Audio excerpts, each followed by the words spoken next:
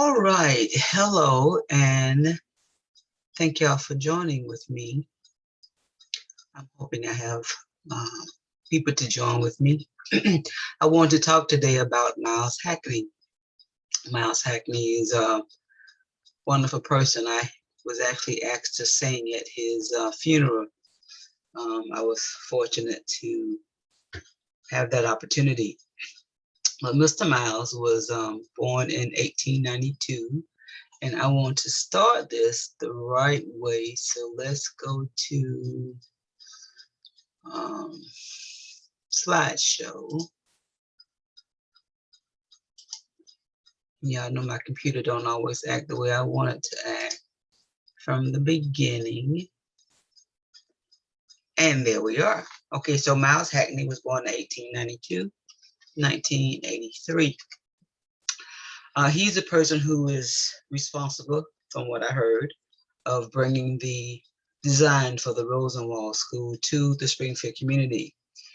He was an influential person in the agricultural field, and he was able to rub elbows with famous Black people like Dr. Hubert from Hancock County and agriculture people in Washington, D.C., and pretty much all over all the counties. Now, he was raised by his grandparents. He actually lived in the home with his grandparents.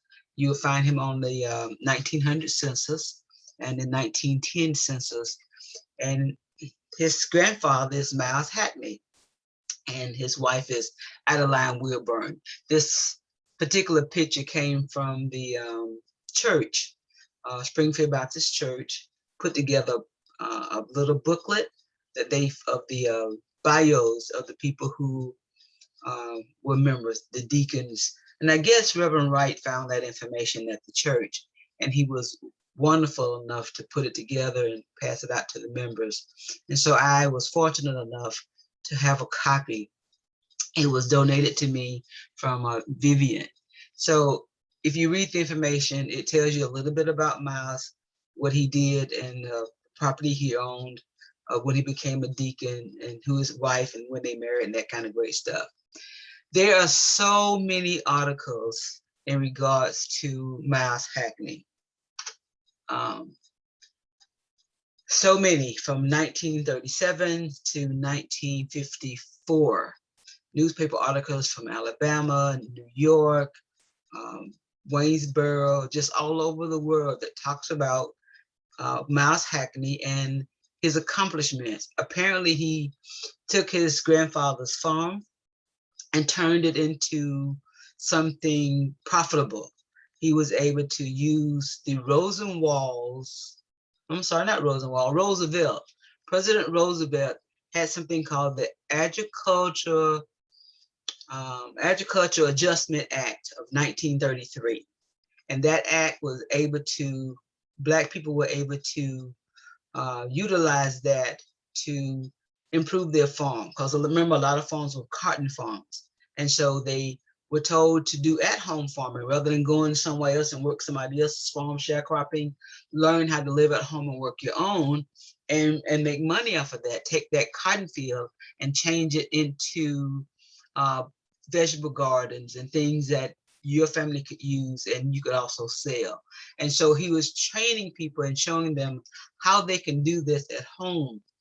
So, and also he had people from all over the different counties in the state of Georgia to come to his home and speak and to see the products. He had taken a poor area on his farm and transformed it using the soil conservation technique. And so people from the different counties, in this article, it talks about the 16 counties that came. And of course, there would be speakers from DC and from Hancock and from Burke County, which had a very large farming area of African-American farmers. So he was able to use his farm, invite people, because it was large enough for all those people to meet, and have barbecues and ham and egg displays. They showed ham cutting contests and just different displays that they could use to help them on their farm, to show them how to improve their lifestyle, to make money off their farmland. So, of course, he became one of them, not of course, but he became one of the board of trustees for the Springfield School. I don't know if he was a board of trustee for the original school. He may have been, because that document isn't saved anywhere. Because the original school, of course, started in 1865. Miles wouldn't have been alive then. He wasn't born until about 1892. But we know that Mildred Turner was there, and there was and it was located on the Springfield Church ground. So at some point, Miles became one of the trustees, and these are the other trustee members: William Spencer Turner and Clark Turner and Stellustus Turner and George Chapman and Casper Evans and Joseph Turner. And they were the ones who were the guiding force behind the school and which way it should go, how it should be built. And apparently Miles bought that 5-teacher Rosenwald design from his friends in Hancock to Taliaferro County, Springfield Community here, which by the way, theirs is also called Springfield Community. But he bought the design here, and they were able to duplicate the Rosenwald School and turn it into what we have today, which needs saving. It's in bad need of repair. So Miles Hackney marries Ada Peek, February the 20th, 1919.